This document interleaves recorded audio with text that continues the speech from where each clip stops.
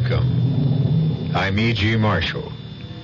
Welcome to the terrifying world of your own imagination. One day, a young man named Otis Manley Carter stood before a great work of art in the Metropolitan Museum in New York.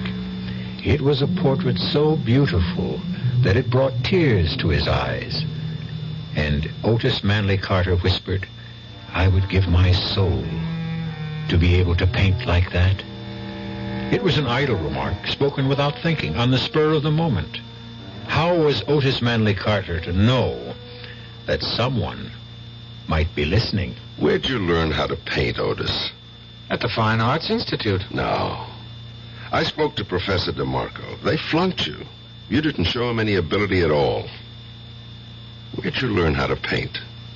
Oh, come on, Bert. I was born with it. It just comes naturally. I've been painting all my life. But you're over 30. How come there are no paintings of yours more than 2 or 3 years old? Where did you learn how to paint, Otis? Bert, well, what are you driving at? Answer this, Otis. How come all the people whose pictures you painted are dead? Well, I don't Where'd you learn how to paint, Otis?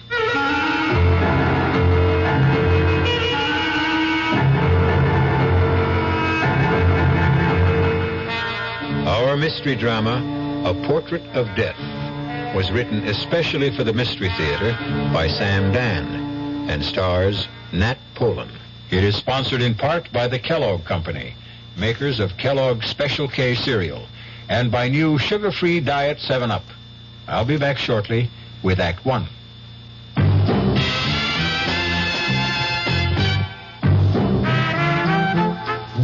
Some beer drinkers have funny ideas about beer. They think beer improves with age, like wine. We'll find a brewmaster, though. You'll find a beer drinker who knows better. The Budweiser brewmaster says it all depends on how beer is aged. Just letting beer sit in lagering tanks makes it older, not necessarily better. That even goes for keeping a case around the house for a couple of months. But there is one kind of aging that's good for beer, the Budweiser kind, beechwood aging. In this kind of aging, something happens. It lets all the flavor of the choicest hops and best barley malt that go into Budweiser get through to you. Sure, it takes more time and trouble to brew Budweiser that way, but brewing beer right does make a difference. Anheuser-Busch, St. Louis. I've found the work to be really challenging, and I enjoy it a lot. If I didn't enjoy it, I wouldn't be in it.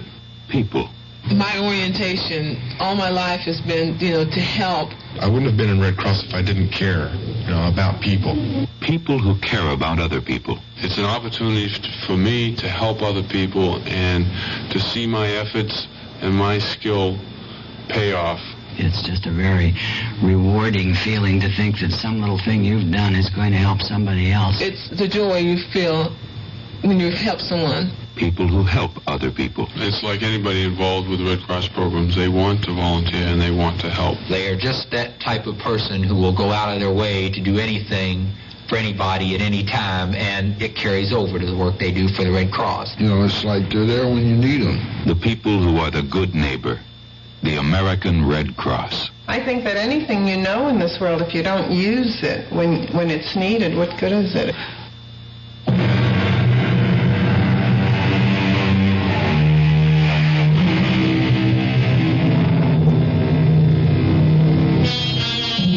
At the age of 30, Otis Manley Carter was hailed as the world's foremost living artist. He towered above his contemporaries. To describe his work, one had to compare it with the great masters of the past. No one, but no one, painting today could breathe life into a portrait to match Otis Manley Carter. And yet, just 1 week before his 31st birthday, Otis made the announcement that would stun the civilized world. He was finished with art. Never again would his brush touch paint to canvas. He would neither amplify his statement nor answer questions. He simply disappeared, and only 2 people in all the world knew the reason why. One, of course, was Otis himself. The other was a detective on the New York City police force, Sergeant Bert Dennison. Bert! Bert, what are you doing? Just having a cup of coffee. We'll be late. Late? All I got to do is put on my jacket, and that takes all of 15 seconds. I'm just so nervous. Why? Why? Do you know who's going to be there tonight? Well, sure. The governor, the mayor, celebrities, the news media, the critics. Lucy, I'm impressed. After all, the showing of a new portrait by Otis Manley Carter has the same impact as the World Series or a Super Bowl or a heavyweight champion fight. If you put brown sugar in coffee, do you save calories? Do you realize, Bert, that you and I are going to be sharing the spotlight with Otis? Well, you will, that's for sure. Oh, Bert, what does he see in me? Oh, come on, honey. No, I mean it. Well, let's see. You're pretty. Well, I'm not beautiful. And you're smart. But I'm not brilliant. What can I tell you? He's an artist. All artists are crazy. But the most fascinating women in the world are ready to throw themselves at his feet. Sis, you're pretty fascinating yourself. Thanks to you, Bert. Thanks to me? You sent me through college, and there were the trips to Europe. Well, I had to shape you up before I could marry you off. And it looks like you got yourself the grand prize, the great Otis Manley Carter. Oh, Bert, I want you to like him. Oh, I like him. He's so sweet, so kind. Except? What do you mean, except? Well, except every time he paints somebody's picture, it seems to me that person dies. What are you talking about? Now, tonight's portrait, that actress, Lila Beaumont, she just died suddenly, didn't she? But what does that have to do And with... in the last 5 years, he painted 4 other women. Not one of those women is alive today. Did you know that? No, I didn't know that. May I ask you how you knew that? I checked Mr. Otis Carter out. World-famous artist or not, I ran him through the ringer. Do you mean you actually investigated Do you Otis? think I'd let you marry him if I didn't? Oh, honestly, I don't know anyone who lives his job 24 hours a day. You never forget you're a policeman. I'm supposed to be on duty 24 hours a day. Otherwise, I'm cheating the taxpayers. Well, what are you trying to imply about Otis? Nothing. Nothing at all. Just an observation. Idle observation. Oh,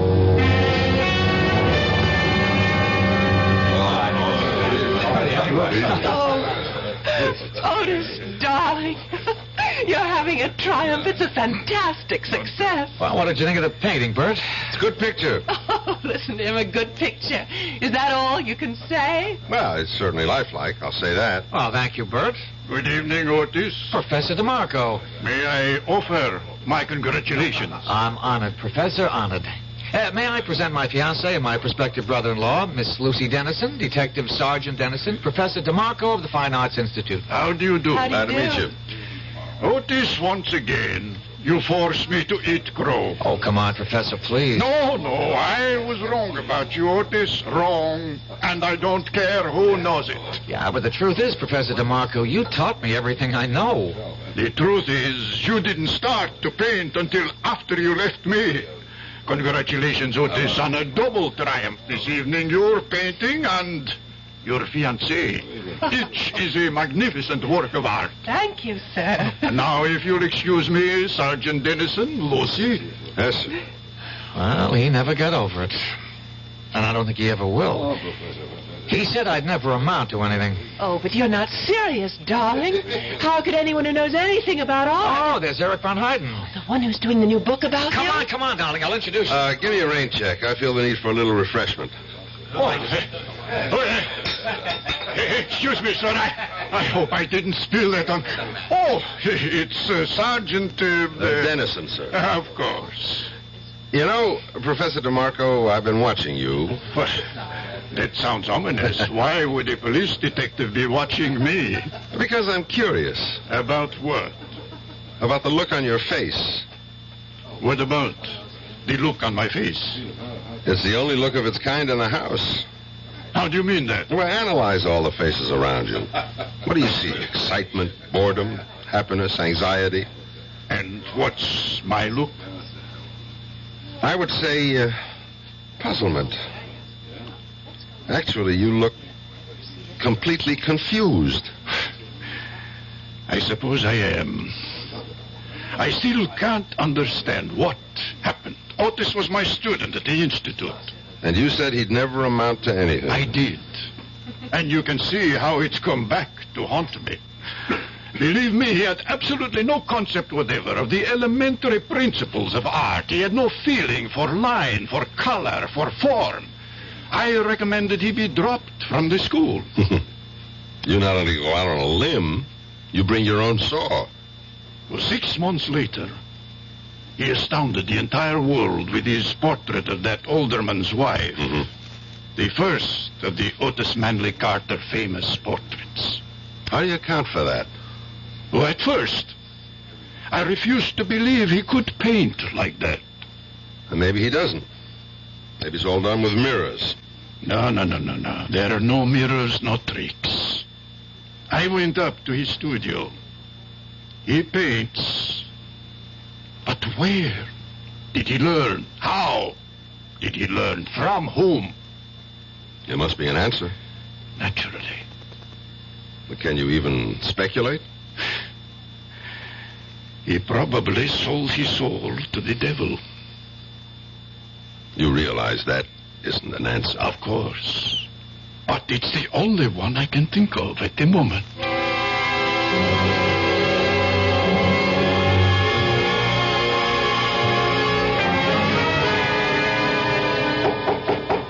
Come in. Hello there, Otis. Hope I'm not disturbing you. No, I was about to take a break. Coffee? Oh, sure. That was quite a bash last night, huh? Necessary evil. You seem to enjoy it. But that's why it's an evil. It turns your head and wastes your time and keeps you from doing your job, which for me is to paint. Where did you learn to paint, Otis? At the Fine Arts Institute. You take sugar? Yeah, 1 lump, thanks. Okay. I don't think you learned how to paint at the Institute, Otis. Milk? Yeah, sure. All righty. Professor DeMarco and I had a long talk about you last night. He thought you were a lost cause. Well, he did. And I suppose I was for a while.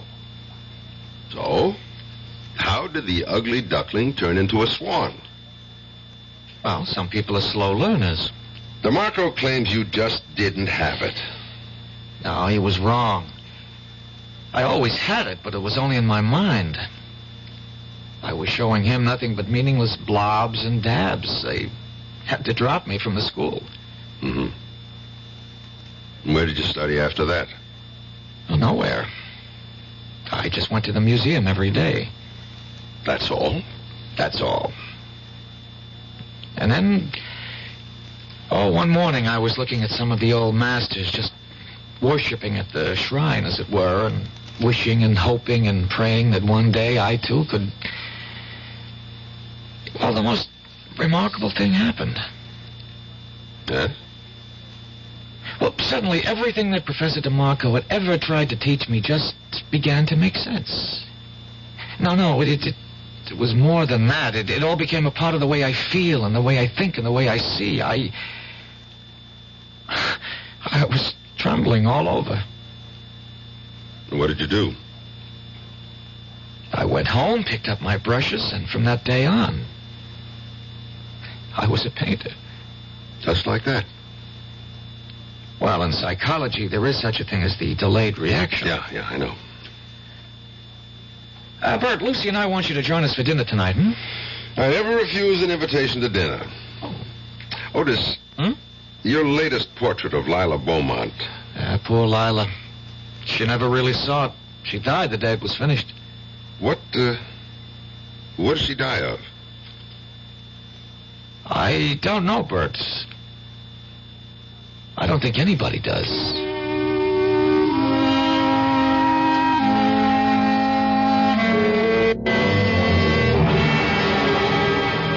Sergeant, I wasn't a regular physician. Who was, Doctor? I don't think she had one. She seemed to be one of those fortunate, healthy people who never needed medicine. Where did she die, Dr. Caswell? In Mr. Carter's studio, and since my office is just next door... Was she alive when you got there? Just barely. She seemed to show all the signs of utter exhaustion. So that's what I wrote on the death certificate. Afterward, I thought about it, and I asked for an autopsy. Why? I simply couldn't believe it. What did the autopsy reveal? Nothing. I was right in the first place. But I still don't believe it. Again, why? Well, how could she change so radically in such a short time? What do you mean by change? Have you seen the portrait Carter painted of her? Yes, It's just brimming with robust good health. It's exactly how she looked. Just about 2 months before she died, I saw her get out of the cab that first time she came to Carter's studio. And? 2 months later, I was shocked. Why? As I said, I'd never witnessed such a rapid decline. She was losing a lot of weight. Her color was gone. She looked so tired. What did you think was happening? I didn't know what to think. I decided to speak to Otis. After all, I knew him when he was just a starving young artist. One morning, I walked up to his studio. Oh, what can I do for you, Doctor? Busy, Otis? Oh, Lila Beaumont will be here any minute. Well, that's what I want to talk to you about. Is she under medical care? Well, why? Well, why should she be? Can't you see why? What are you talking about? Otis, she looks terrible. Oh, she looks great. She's becoming dangerously thin. She has no color. Doctor, are you serious? Are you serious, Otis? Well, I don't understand what you're trying to say. You mean you can't see anything wrong with Lila Beaumont? She looks better than ever. Ah, good morning, Lila. Hello, Otis. Well, you're looking just sensational, as usual. Lila, I'd like you to meet Dr. Caswell. How do you do? Oh, Otis, I'm so tired this morning. Could I have a cup of coffee? Well, coming up. I just have to heat it. Miss Beaumont, I hope you're seeing a doctor. Why? Look in the mirror. You're very perceptive, Dr. Caswell. Perceptive? It's obvious. For one thing, you're losing your looks. Yes. Your looks are your livelihood. Shouldn't you want to do something about it? What can I do? There's a man, and he no longer loves me. But a doctor could prevent this ravaging. There's no way a doctor can help me. But you need special treatment. I would say, Miss Beaumont, that right now you should be in a hospital. Oh, you may be right, Doctor. I don't care anymore. I just don't care anymore. Is that the reason she died, Dr. Caswell? Because some guy gave her the gate? They say you can die of a broken heart. What do you say? Well, I just can't see a vital and perfectly healthy woman like Lila Beaumont simply withering away in so short a time. But if her appearance had changed so drastically, how come Otis didn't see it? You'll have to ask Otis. You still haven't told me, Dr. Caswell. What did she die of? But I did tell you. I don't know. Nobody knows.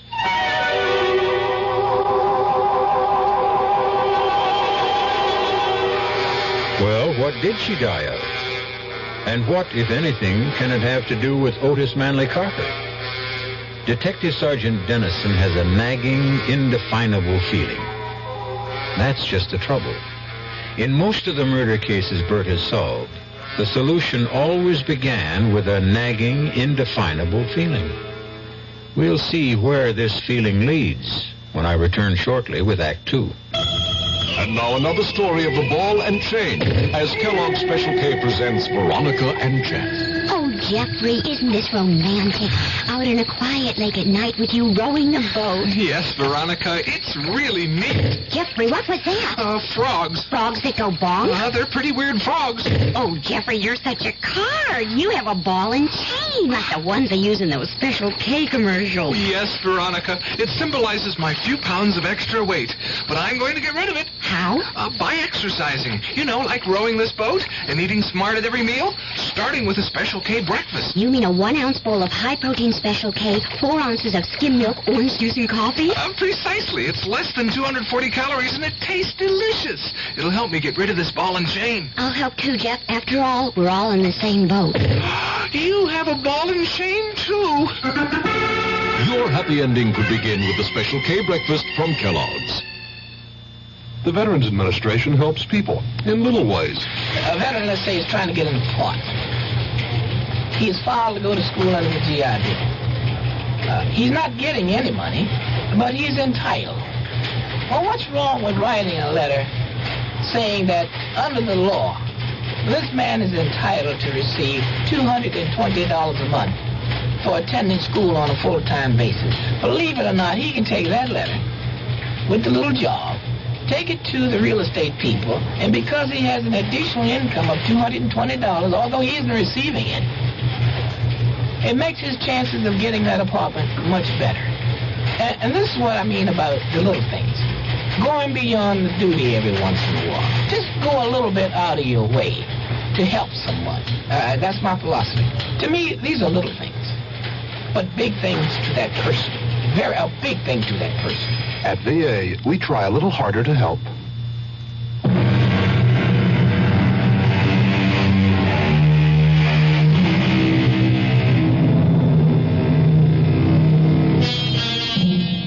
Sergeant Bert Dennison has always been an intuitive detective. He trusted his instincts. He played his hunches. He followed his theories wherever they led him, usually to the right answer. But this time, he has absolutely no idea of how to arrive at the answer. As a matter of fact, at this point, he can't even formulate the question. You really should skip dessert, Bert. I'll only have one helping. Well, do you want to tell him, Lucy? No, darling, I think you should be the one. Somebody's supposed to tell me something? I hope the wedding hasn't been canceled. Oh, no, Bert. Sunday, right on schedule. Otis has something to say to you, Bert. We have a wedding gift for you, Bert. Me? Why? I'm not getting married. Well, that's why you need a gift. Now, on Sunday, Lucy is leaving your house forever. Ooh, that sounds kind of stuffy, doesn't it? Keep going, darling. You're doing fine. And so, therefore, to make sure you never forget what she looks like... How can I forget what she looks Please, like? Bert, don't interrupt. We decided that I would paint a portrait of Lucy and present it to you. Isn't that wonderful? Can you imagine that you're going to own an original Otis Manley Carter? Yeah, but, Well, what is it? well, these things are valuable. You just can't afford $1 million couldn't buy all the wonderful things you did for your sister, and I'm grateful. Bert, what's on your mind? Well, isn't it bad luck for an artist to paint a picture of his own wife? Oh, now, where did you ever hear that? They all did it. Bert, something is bothering you. Yeah, well, I might as well say it. I don't want to hurt your feelings, but I couldn't accept the gift. Bert! Why? I just can't explain it. Otis, you want to give me a gift I'd really like? Of course. Well, just promise me you'll never paint a picture of Lucy. Never. Now, what kind of I'm nonsense... asking him, Lucy. What about it, Otis? Well, one of the reasons I'm marrying her is so that I can always have her near me, so that I can always capture those fantastic expressions and moods. Oh, really? I thought you fell in love with my mind. Yeah, I did. I did. It's your mind that gives animation and meaning. What about it, Otis? I wish you'd tell me why. I wish I could. But I don't think I can. How about it, Otis? Will you promise? All right, Bert. I promise.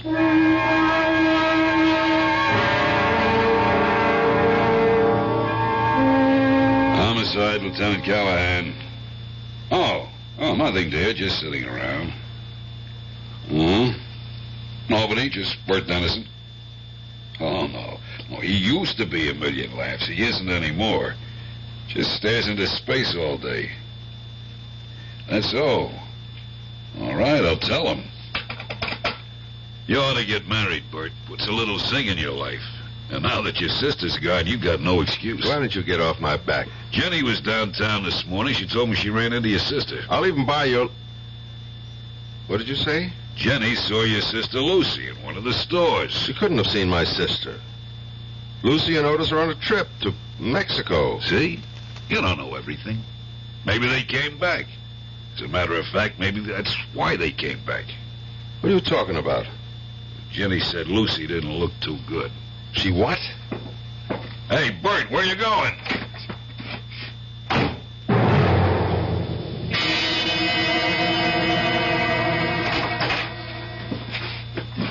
Bert!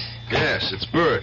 You never told me you were back. Oh, we meant to. We just got in this morning and we haven't even unpacked. Of course not. How could you unpack when you never packed in the first place? All your clothes are in the closet. Bags are up on the shelf. You didn't go anywhere, did you? I want you to call a doctor. There's Dr. Caswell. He's just next door. Well, why do I need a doctor? You look terrible. Oh, well... You've lost about 5 pounds. There's no color in your face. Oh, it's absolutely true. I lost 5 pounds because I'm on a diet. And if there's no color in my face, it's because I don't have my makeup on. You sound tired. Well, we were up late last night. Why did you want me to think you were in Mexico? Bert, you and I, we've been very close. We've shared a home. You've practically raised me. Never mind all that. What are you leading up to? Well, we'd see each other every day and talk to each other and actually have no lives away from each other. I wasn't aware of that. So, I thought that since I'm a married woman, now we just have to get used to a different kind of relationship. Uh-huh. You can tell when I'm lying. I can tell when you're lying. Otis broke his promise, didn't he? What promise? His promise never to paint your picture. Well, how can you say that? Why don't I ask him? You can't ask him. He isn't home. All right, I'll wait. But he may be gone all day. Who rang the bell just before? Oh. Hi, Bert. How are you? Just fine. Just fine. You've been painting, I see. Anyone I know? Well, I haven't been painting exactly. I've been cleaning brushes, things like that. You know, chores. Why don't we go inside and see? Bert, if you walk into that studio, I'll never talk to you again as long as I live. If I don't walk into that studio, you'll be dead in a month. Bert! Oh, Bert, we wanted so much for you to have a portrait of me. Yeah, so I see. No, not yet. You don't see. It's nowhere near finished, but you can just sense what it's going to be like. Bert, it's going to be my finest work because it's for you. Oh, darling, don't be unreasonable. You can't finish that painting, Otis. Tell me why. Why? Otis. For some reason, you kill the people you paint. What? Don't interrupt me. It's not easy to say this. And I can imagine what it must sound like, but... Otis, you've painted the portraits of 5 women. Every one of them is dead. But that has nothing to do with Each one died on the day you finished the portrait. Bert, have you any idea what you're saying? I know what I'm saying. And it gets worse. But it's true. What's true? Otis, the truth is you're not a painter. How can you Please, say that? This isn't easy, sis.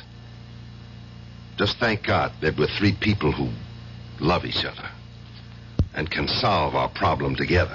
Bert, how can you say I'm not an artist? DeMarco said you had absolutely no talent. DeMarco? He's a jealous old fraud. But he's right. When you came to him, you had absolutely no ability, no talent. How do you account for the fact that I create so many... paint, Otis. Bert. Hear me out, please. Somehow, and I don't even think you're aware of it, you have the ability to drain the life out of your subject and project it onto the canvas. Well? I I just don't understand what you're saying. You're not aware of it. You didn't notice that Lila Beaumont was actually dying before your eyes, just as the others did before her. Bert, tell me this is a joke. No, it isn't a joke. Look at Lucy, Otis. She doesn't look ill. I honestly can't see anything wrong. Lucy, look in the mirror. Look. And then tell me there's nothing wrong with you. I don't have to look. I know. Then what I have been saying... It's just that... well, I've been worried. About what? About Otis. Darling, why? Oh, I'm afraid one day you'll get tired of me. Lucy. There's so many women who are after you. But you're the only woman I want. You know that. Yes, I know. But sometimes I can't sleep at night, and that's the reason that I'm not looking my best. No. The painting's the reason. And, Otis, you must promise to destroy that painting. I can't do that. Then I will. Bert, put down that knife. Take your hand off me, Otis. Bert, don't hit him. I won't let you destroy my painting. And I won't let you kill my sister. Otis! Oh. Bert! Don't do that! Lucy, stop him! That takes care of it. Bert, you're crazy. Get up, Otis. I didn't hit you that hard. Look at what you did to my painting. Do you know what you've done? Yes, I destroyed the canvas. And look at your wife. Look at yourself, Lucy. Your color is back. Bert, you're a fool. If my color is back, it's because I'm furious. No, you've got your old vitality and strength. You'll be all right now, Lucy. Bert! There's really nothing we can talk about. I did what I had to do. And now let's forget it. Except for one thing, Otis. Promise me your word of honor that you'll never try to paint Lucy's portrait again. But I can't I'll put it this way, Otis. If you ever try to paint her portrait, I'll kill you.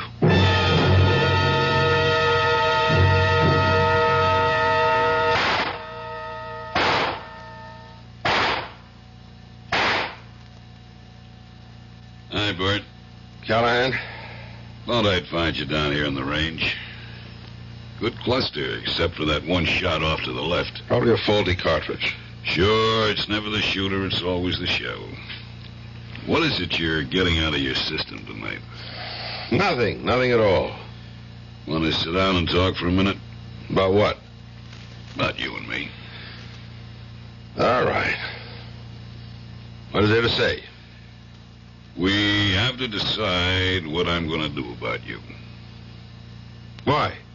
Because Otis and Lucy were in my office this afternoon. They're two very scared kids. They've got nothing to be scared of. Not for themselves. For you. Why? Oh, come on, Bert. You know why. They told me everything. Oh, that's nice. My own sister. She only did it because she loves you. Yeah. She told you how all of them die when he paints their portraits? Yeah. Well, what do you think? Here's what I think. I just put in this application. Application? For your leave of absence. But I'm not... Yes, you are. It'll all be done quietly, and when you're better, you can come back to duty as if nothing happened. Where am I supposed to go? There's a private sanitarium. Absolutely the top doctor. Callahan, I'm not crazy. Of course not. You just got this temporary little quirk. But... And it can be ironed out easily.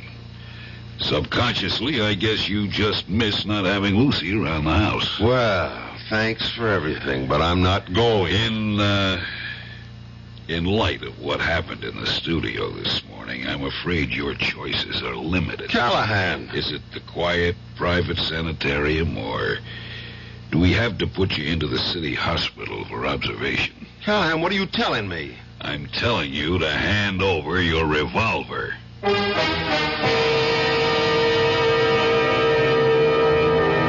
Who was it who wrote, "Heaven keep me safe from my well-meaning friends"? It's certainly a sentiment that's shared right now by Detective Sergeant Bert Dennison. All he wants to do is prevent a terrible tragedy. And who's trying to stop him? Those people who truly love him. We're going to meet more well-meaning people when I return shortly with Act 3. Oh, Oh, sure. You can talk about good-tasting diet drinks, but I know. I'm Goldilocks, and here at my taste-testing laboratory, I taste-test them all. And nobody's been drinking my diet drinks until I tested sugar-free Diet 7-Up. And then, kabloomy! Every bear wanted some. Diet 7-Up is fresh, natural, delicious. Sugar-free Diet 7-Up. This one's just right. By the year 2000, our country will be guided by today's youth. Learning how our legal process works should start now through involvement, like working to register voters, helping to elect candidates, campaigning, and voting. Law Day, May 1st, urges young America to lead the way. Help preserve good laws. Help change bad laws. Help make better laws. A public service announcement of the American Bar Association and your state and local bar associations. Young I may be, but still I'm a man. Just turned 18 and I'll do what I can. Find me a place where I can be me. Get ready for life, be free at the sea. Oh, where do I go from here? Oh, where do I go from here? I'm finished with school, but one life ahead. Don't want to get trapped, want to feel free instead. All over the world, there's so much to do. The call of the sea, don't you hear it too? Oh, where do I go from here? Oh, where do I go from here? What about the new Navy? You'll get your chance at success, learn an exciting job, and see the world. Call toll-free 800-841-8000 or see your Navy recruiter. Be someone special in the new Navy. I know where I'm going from here.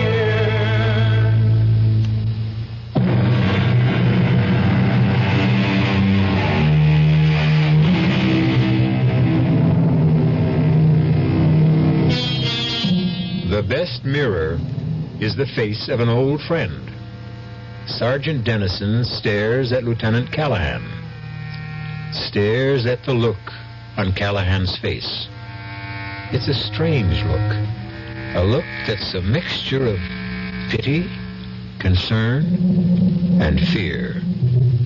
And suddenly Dennison realizes that this must be the same look that showed so often when he knew he had to arrest a suspect who might turn out to be criminally insane. I have to have your service revolver, Bert. Want to put the cuffs on me too, Callahan? Cut it out. Why not? It's a pinch, isn't it? It's nothing of the sort, and you know it. Now, look. Let's go to your apartment, pick up some stuff, and I'll drive you to this place myself. Tell me something, Callahan. Don't you want to hear my side of it? Bert, you slugged your brother-in-law, you slashed the painting. So? That's violence. You and me, we never used violence in the line of duty? Justified force. Slice it any way. Why am I wrong this time? Because what you say is crazy. Callahan, you and me, we're not the new breed of college cops who know everything, but still we're very careful about that word crazy. You mean you really believe Otis kills people by painting their portraits? Yeah. Quit fighting me. Work with me. How? Let's go out and get some expert testimony.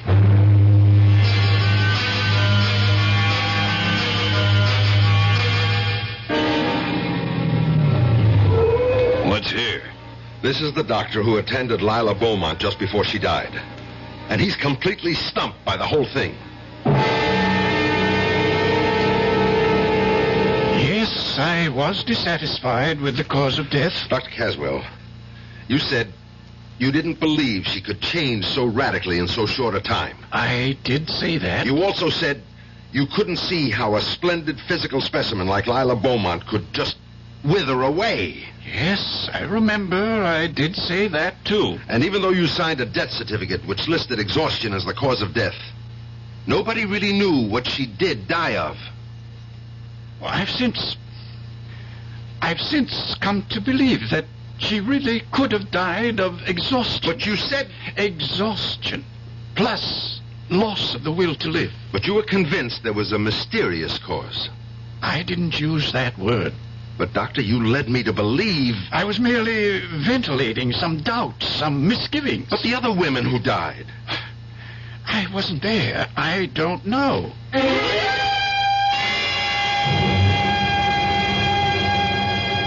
You told me, Professor DeMarco, that Otis had no concept of the basic principles of art. I did.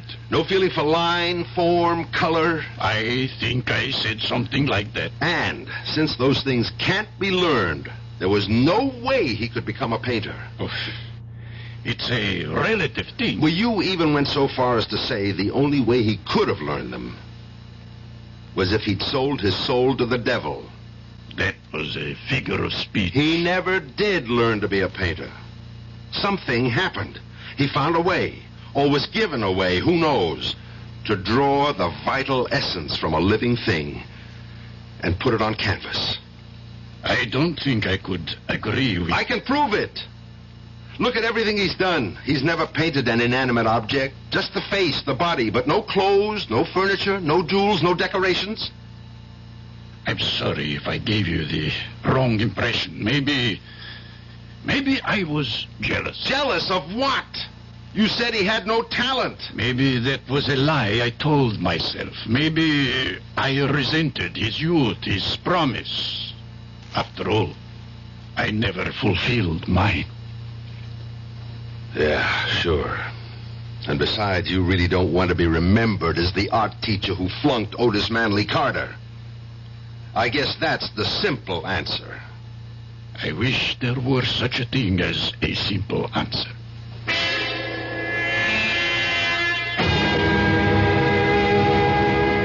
Well, Bert, you've got to admit it's really a comfortable room with a great view of the ocean. And you've even got a refrigerator. Yeah. What happens now, Callahan? Well, starting tomorrow, the doctors will begin working with you. You'll be straightened out in no time. I see. I'm the one who has to be straightened out. That's how it is. Even if I happen to be right. Those are the rules of the game, Bert. But I'm not crazy, Callahan. You and I know what crazy is. Crazy is when most people don't agree with you. You're a big help. I'll come up and see you this weekend. I can hardly wait. I better ring for the guy to come let me out. What do you mean you got a ring? Well, door's locked from the outside. Huh? It doesn't mean anything, Bert. It's just routine. I mean... Yeah, I know what you mean. I might as well be in jail.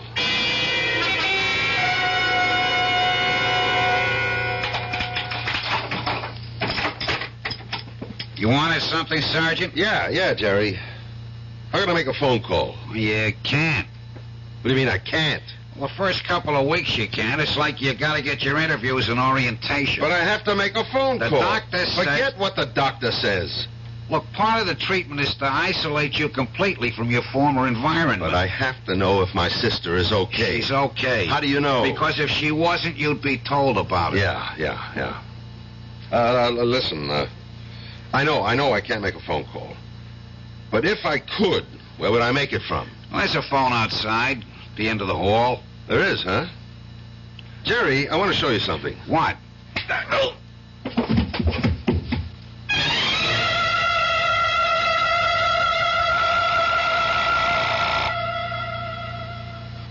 on, Lucy. Answer it. Hello? Lucy. What? Lucy. Yes, I'm Lucy. Who's this? It's me, Bert. Who? Bert. No, Bert isn't here. Could you call back later? Lucy! Oh, my good Lord.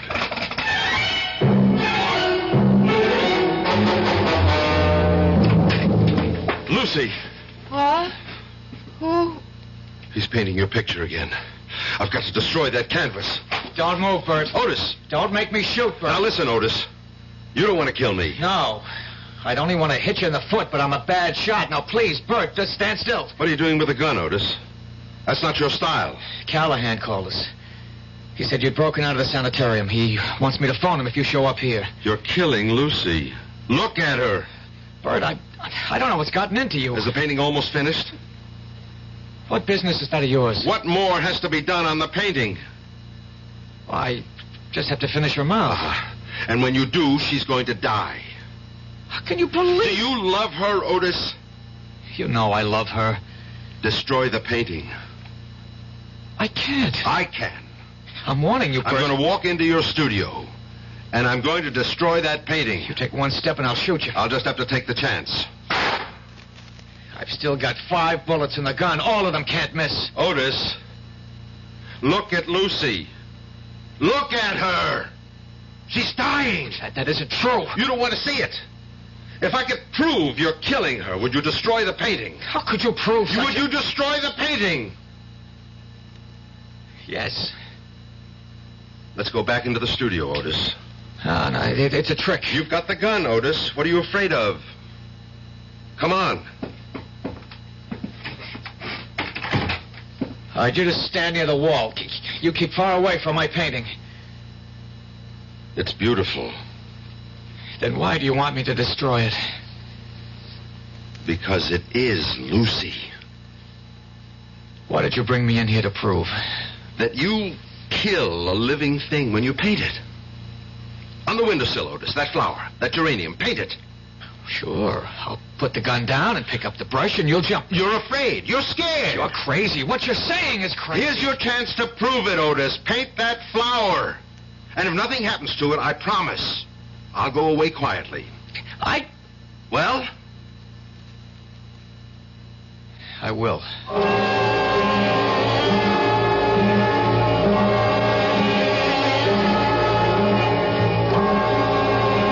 Well, there. It's a quick sketch. How do you like it? It's beautiful. All right, now look at the windowsill. Look at the geranium. Go on, look at the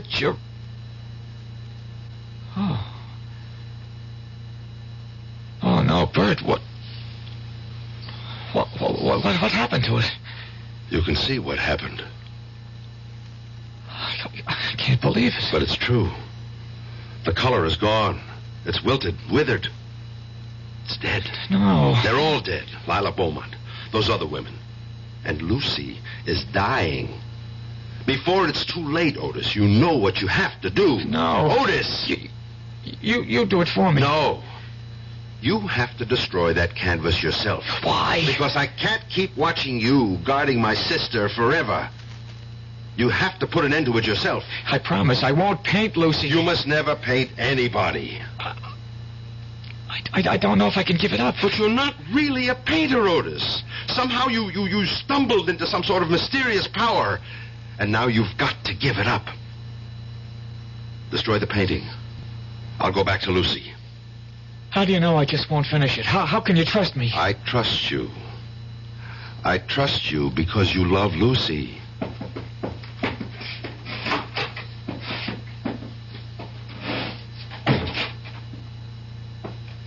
Lucy? Lucy. Mm-hmm. Who is Lucy. it? Oh, Bert. Oh, I must have been napping. Oh, I feel so refreshed. Yes, you're looking better. Bert, what are you doing here? You're supposed to I know. I'm supposed to be crazy. Don't worry about it. Otis, Bert's here. Shouldn't we... No. Everything's all right. I better go straighten everybody out. Especially Callahan. The painting? Is it my imagination or... What happened to the painting? I, decided to give it up. Otis, how could you? Will you love me even if I'm not a famous painter? But, darling... Sure she'll love you, Otis. She'll love you even more.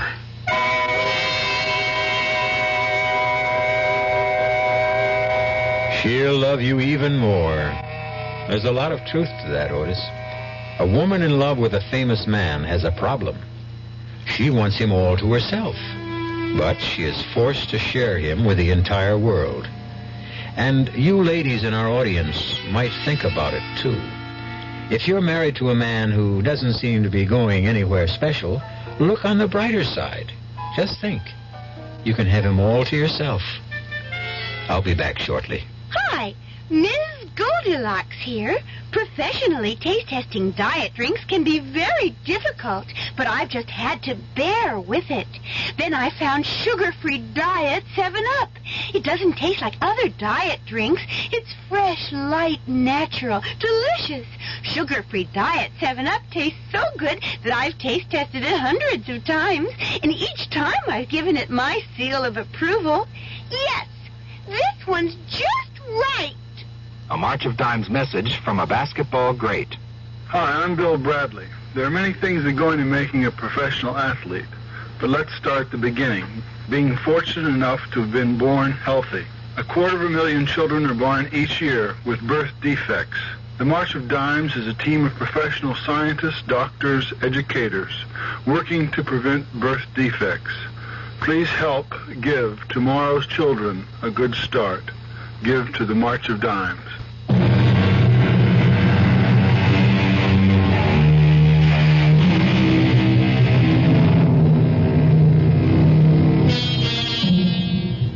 What killed those women? A coincidence of real and fancied illness? Or can an artist really drain the life from a living creature and transform it to canvas? Certain primitive tribes agree. It's taboo to create a likeness. Maybe they know what they're talking about. Our cast included Nat Polan, Marion Seldes, Jack Grimes, Jackson Beck, and Roger DeKoven. The entire production was under the direction of Himan Brown. And now, a preview of our next tale. I told you I burned it. And you know that's a fairy tale that no one will believe. I don't care whether you believe it or not. Now, are you coming with me? Where? To talk to your Colonel Blake. He won't see you. Oh, I think he will. Goodbye, Carol. It was nice knowing you. I think. You will kindly step back into your room, Monsieur Feeling. Now, wait a minute. Move. I am Major Simonovich. Oh, of the Gay Payou or the NKVD? Does not really matter. What matters is that you and I have something to discuss. I warned you. Yeah, sure you did. I do so dislike dealing with amateurs. This is strictly a business. You mean you want to make a deal with me? Correction. I mean you would find it wise if you wanted to make a deal with us. For the paper? Exactly. Where is it? No, not so fast. Not so fast. You spoke about a deal? You give us the paper, we give you your life. Radio Mystery Theater was sponsored in part by Anheuser-Busch Incorporated, brewers of Budweiser. This is E.G. Marshall inviting you to return to our Mystery Theater for another adventure in the macabre. Until next time, pleasant dreams.